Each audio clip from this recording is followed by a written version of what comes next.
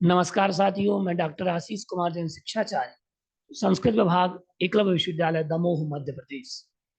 आज इस सेशन में हम वैदिक साहित्य और वेद संहिताओं पर आपसे परिचर्चा करेंगे और वेद के विषय में हम आपको जानकारी प्रदान करेंगे, जिसमें से आज हमारा विषय है अथर्ववेद संहिता।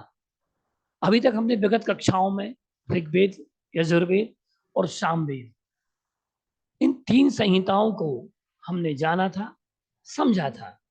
आज हम चर्चा करने जा रहे हैं अथर्ववेद संहिता, जो कि अथर्ववेद संहिता एक ऐसी संहिता है जिसमें बहुत कुछ जो आपके जीवन से संबंधित है, आपकी समस्याओं से संबंधित है, वो सारा वर्णन अथर्ववेद में भरा पड़ा है।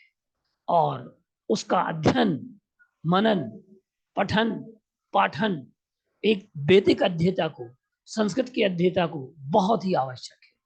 मैं ये बात कहना चाहता हूं आप सबसे, अगर आप सभी वेद पढ़ लें, उसका ज्ञान अलग है।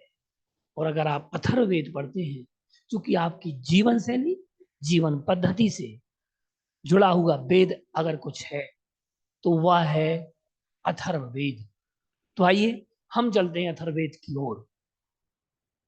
अथर्ववेद का अर्थ आप चूंकि उस नाम से ही पता लगा सकते हैं, अथर्व, अथर्वों का वेद है जो।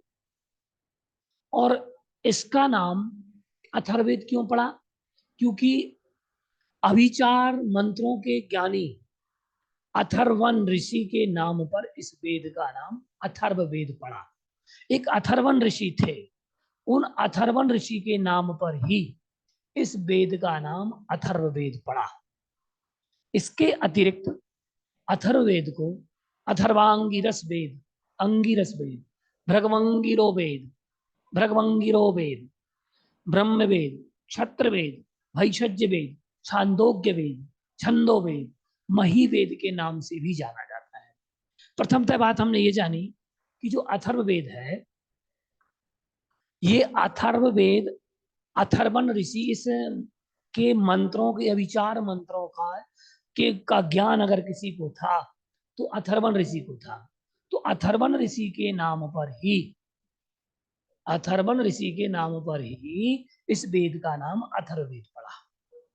इसके अतिरिक्त अथर्ववेद को अथर्वांगी रसवेद, अंगिरस वेद, भृगवंगिरो वेद, ब्रह्म वेद, क्षत्र वेद, भैषज्य वेद, छंदो वेद और मही वेद के नाम से भी जाना जाता है। अथर्ववेद का ऋत्विक ब्रह्मा है, तो देवता सोम है और आचार्य इसके सुमंतु है। इसकी सौनक शाखा में 20 कांड, 730 सूक्त, 5987 मंत्र है।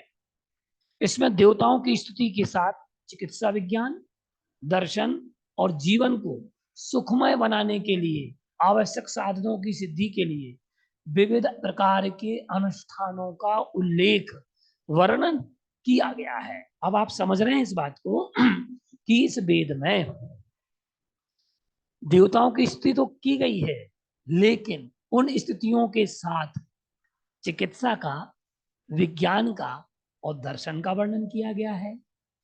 चिकित्सा की आज सबको महती आवश्यकता है। विज्ञान आज, क्योंकि जो विज्ञान जिसे हम आज कहते हैं, उसके पूर्व अथर्ववेद में ये ज्ञान भरा पड़ा था, भरा पड़ा है। बस बात है तो खोजने की, बात है तो शोध करने की। जब तक हम इन वेदों पर शोध नहीं करेंगे, तब तक हमारे लिए इनका ज्ञान भी नहीं होगा। जीवन को सुखमय बनाने वाले आवश्यक साधनों की सिद्धि के लिए विविध अनुष्ठानों का विधान इस वेद ने ही सोचा। मानव जीवन के लिए उपयोगी अनुष्ठान कौन कौन से हैं? यद्यपि शुक्ल यजुर्वेद में अनुष्ठान किए गए, अनुष्ठानों का वर्णन है, लेकिन इसमें प्रायोगिक वर्णन किया गया। साथ में हम अगर देखें भूगोल, खगोल, वनस्पति विद्याएं, शांति कर्म, पौष्टिक कर्म का अभिचारात्मक सूक्तों में जिसका वर्णन किया गया है, ऐसा ये महान महनीय अथर्ववेद है। अथर्ववेद संहिता के प्रारंभिक 13 कांडों में जरण मरण उच्चाटन का, 14वें में विवाह का, 18वें में श्राद्ध का, 19वें में राष्ट्र वृद्धि एवं अध्यात्म का तथा 20वें में सोमयाग और इंद्र स्तुति का वर्णन मंत्रों में मिलता है। तो ये सर्वोपयोगी, जीवनोपयोगी, विद्योपयोगी, चिकित्सा के लिए उपयोगी, विज्ञान के लिए उपयोगी, भूगोल खगोल वनस्पति के लिए उपयोगी, ऐसे अभिचारात्मक मंत्रों का संग्रह अगर कहीं आपको मिलेगा तो वो वेद है अथर्ववेद। अथर्ववेद संहिता के जो हमने आपको बताए, अगर आप कहें जरण मरण की अगर बात करना है तो आपको अथर्ववेद पढ़ना पड़ेगा। हम अगर विवाह की पद्धति को जानना है और विवाह से संबंधित क्रियाओं को जानना है तो अथर्ववेद, वैदिक परंपरा के अनुसार विवाह अगर देखना है तो अथर्ववेद में देखिए। किसी के श्राद्ध की विषय में बात की जाए तो वैदिक परंपरा के अनुसार जो श्राद्ध की व्यवस्था है उस व्यवस्था का वर्णन इसमें किया गया है। हालांकि कई लोग ऐसे हैं जो श्राद्ध इत्यादि को नहीं मानते, जैसे चारवाक दर्शन है। चारवाक दर्शन श्राद्ध को नहीं मानता, वो कहता है कि यावत जीवे सुखम जीवे ऋणम कृत्वा कृतम पवेत भस्मीभूतस्य देहस्य पुनरागमनम को, अर्थात जब तक जियो सुख से जियो, ऋण करके घी भी पीना पड़े तो घी भी पियो, क्या पता ये शरीर मिला फिर से नहीं मिला। तो ये बात कहता है कौन? चारवाक दर्शन। ऐसे कई दर्शन हैं जो नहीं मानते कि श्राद्ध करना अनिवार्य है, आत्मा यहाँ से चली गई अब उसका श्राद्ध क्यों। लेकिन वैदिक परंपरा में जो मान्यता है, परंपरा है श्राद्ध की, तो उसका वर्णन अगर देखना है तो आप 18वें अथर्ववेद की 18वें कांड में आप देख सकते हैं, तो 18वें उसमें देख सकते हैं। और इसके साथ में 19वें में हम अगर देखें, क्योंकि 20 कांड है इसमें, तो 19वें कांड में राष्ट्र वृद्धि, यहां केवल एक तरफ हम अथर्ववेद में देखते हैं कि व्यक्ति के व्यक्तिगत जीवन की बात अथर्ववेद कर रहा है, तो दूसरे पक्ष में हम देखते हैं कि राष्ट्र वृद्धि के लिए भी बात कर रहा है। एक जो जिस राष्ट्र में हम रह रहे हैं उस राष्ट्र की कुशलता, क्षेम, आरोग्यता और उसकी वृद्धि किस प्रकार से की जाए, तो वह बात कहता है। तीसरी दृष्टि में हम अगर देखें तो जहां वह व्यक्तिगत जीवन, जीवन शैली की बात करता है, राष्ट्र वृद्धि की बात करता है अथर्ववेद, तो वहीं अध्यात्म की बात भी करता है। क्योंकि 19वें में राष्ट्र वृद्धि और अध्यात्म दोनों को बहुत अच्छे से जोड़ा गया है। और 20वें कांड में सोमयाग और इंद्र की स्तुति का वर्णन मिलता है। हम इसकी शाखाओं की चर्चा कर रहे हैं आपसे। एक चरण व्यूह नामक ग्रंथ है, उसके अनुसार अथर्ववेद संहिता की 9 शाखाओं का उल्लेख मिलता है, जिसमें पिपलाद शाखा है, मोद शाखा है, स्तोत शाखा है, सौनकीय शाखा है, जलद शाखा है, जाजल शाखा है, ब्रह्मवेद शाखा है, देवदर्श तथा चारण वैद्य शाखा है। ये 9 शाखाएं हैं। वर्तमान में केवल सौनक शाखा और पिपलाद शाखा ही प्राप्त होती है। सौनक शाखा में 20 कांड, 730 सूक्त, 5987 मंत्र हैं। पृथ्वी सूक्त इस वेद का अति महत्वपूर्ण सूक्त है, इस कारण से इसे मही वेद भी कहा जाता है। ऊपर जो हमने बात की थी कौन कौन से वेदों के नाम है, अब देखिएगा इसे मही वेद कहा गया। अब भैषज वेद क्यों कहते हैं इसको? आयुर्वेद, चिकित्सा, औषधियों का वर्णन होने से इसे भैषज वेद भी कहा गया। ब्रह्म विषय होने के कारण, क्योंकि ब्रह्म का विषय है इसमें, और ब्रह्म का विषय होने के कारण इसे ब्रह्म वेद भी कहा जाता है। ये बात ध्यान रखिएगा। पृथ्वी सूक्त इस वेद का महत्वपूर्ण सूक्त है। सो मही वेद, पृथ्वी का एक नाम है मही, इसलिए उसे मही वेद कहा गया। औषधियों को भैषज कहा जाता है, भेषज। तो आयुर्वेद, चिकित्सा, औषधियों का वर्णन होने के कारण से भैषज वेद, उसके अभिचार मंत्रों का उल्लेख है। ब्रह्म विषय होने के कारण ब्रह्मवेद। अब अथर्ववेद के और भी अन्य उपवेद हैं और सूक्त कौन कौन से हैं, इस विषय में हम आपसे और परिचर्चा करते हैं कि अथर्ववेद में कौन कौन से उपवेद हैं और प्रमुख सूक्त कौन कौन से हैं। तो सुनिएगा, अथर्ववेद के उपवेद सर्पवेद, पिशाच वेद, असुरवेद, इतिहास वेद और पुराण वेद, ये उपवेद हैं। अथर्ववेद की विषय वस्तु का प्रतिपादन करने वाले प्रमुख सूक्त कौन कौन से हैं? तो भैषज्य सूक्त, आयुष्य सूक्त, पौष्टिक सूक्त, श्रृंगार सूक्त, प्रायश्चित सूक्त, स्त्री कर्म सूक्त, याज्ञिक सूक्त, राजकर्म सूक्त, कुंताप सूक्त, अभिचार सूक्त, दार्शनिक सूक्त, भूमि सूक्त, प्रसाद सूक्त और सोमनाथ सूक्त आदि ये सूक्त हैं। तो आप इनके नामों से ये अनुमान लगा सकते हैं सहज ही कि भैषज सूक्त में औषधियों का वर्णन होगा, तो आयुष सूक्त में आयु के से संबंधित वर्णन होगा, पौष्टिक सूक्त में पुष्टि के विषय में चर्चा होगी, तो श्रृंगार सूक्त में श्रृंगार, प्रायश्चित में जो गलतियां हो जाती हैं, त्रुटियां हो जाती हैं, पाप हो जाते हैं उनका, स्त्री कर्म सूक्त में स्त्री से संबंधित विषय, याज्ञिक सूक्त में यज्ञ से संबंध, राजकर्म सूक्त में राष्ट्र का वर्णन और राज्य का वर्णन, कुंताप सूक्त अभिचार सूक्त, दार्शनिक सूक्त बड़ी दार्शनिकता का वर्णन, और भूमि सूक्त में अर्थात जिसको पृथ्वी सूक्त कहा जाता है उसमें प्रसाद सूक्त भवनों इत्यादि का वर्णन, सोमनाथ सूक्त सोम आदि का वर्णन। अथर्ववेद के उपरोक्त सूक्तों में क्या क्या वर्णित है तो आप देखिएगा, मैं बताता हूं।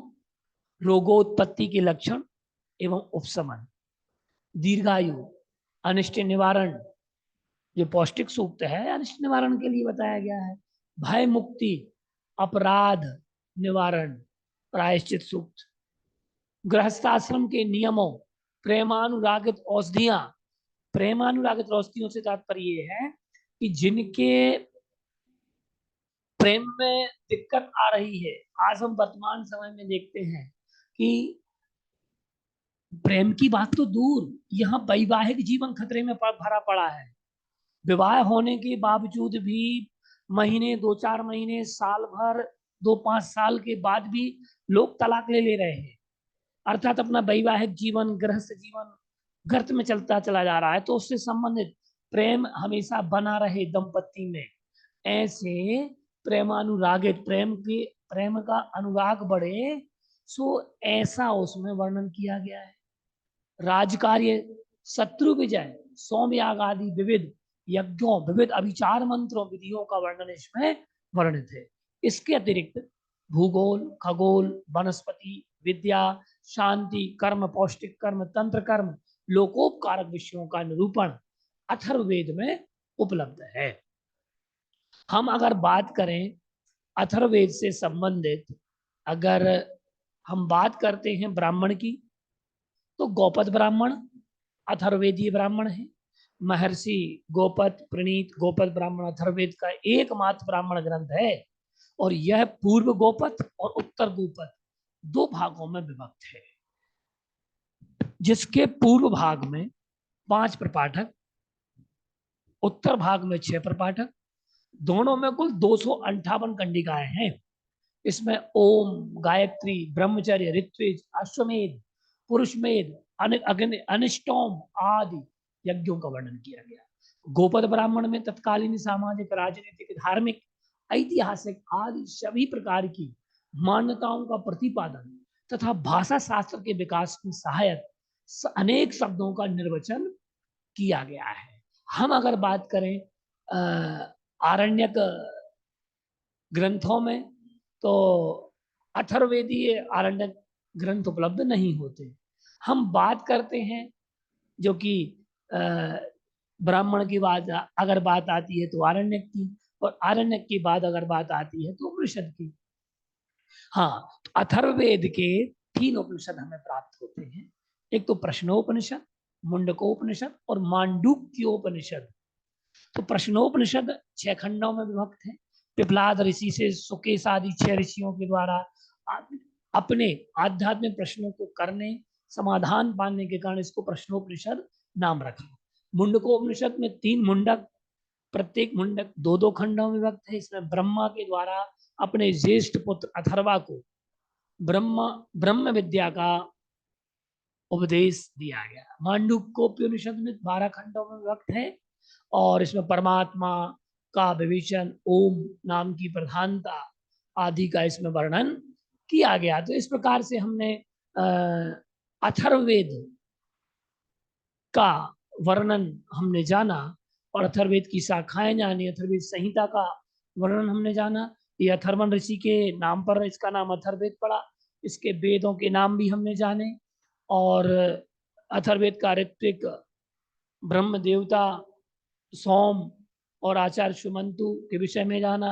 अथर्ववेद संहिता के कांडों के विषय में जाना कि किस कांड में क्या क्या वर्णन है, जरण मरण उच्चाटन, विवाह, श्राद्ध, राष्ट्रवृद्धि, अध्यात्म, इंद्र की स्तुति। और इसके अलावा भी हमने अथर्ववेद के उपवेदों के नाम जाने, जैसे सर्पवेद, पिशाचवेद, असुरवेद, इतिहास वेद, पुराण वेद आदि।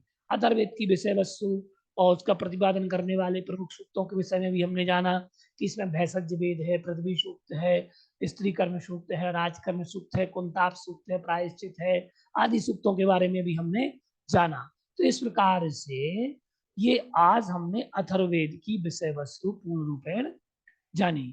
आगे की कक्षा में हम समझेंगे ब्राह्मण साहित्य को, जो कि ऋग्वेदीय ब्राह्मण, यजुर्वेदीय ब्राह्मण और ब्राह्मण साहित्य में ऐसा क्या क्या वर्णन दिया गया है, उस विषय में हम आपसे परिचर्चा करेंगे। नमस्कार, मैं डॉक्टर आशीष कुमार, शिक्षाचार्य, एकलव्य विश्वविद्यालय दमोह, मध्य प्रदेश।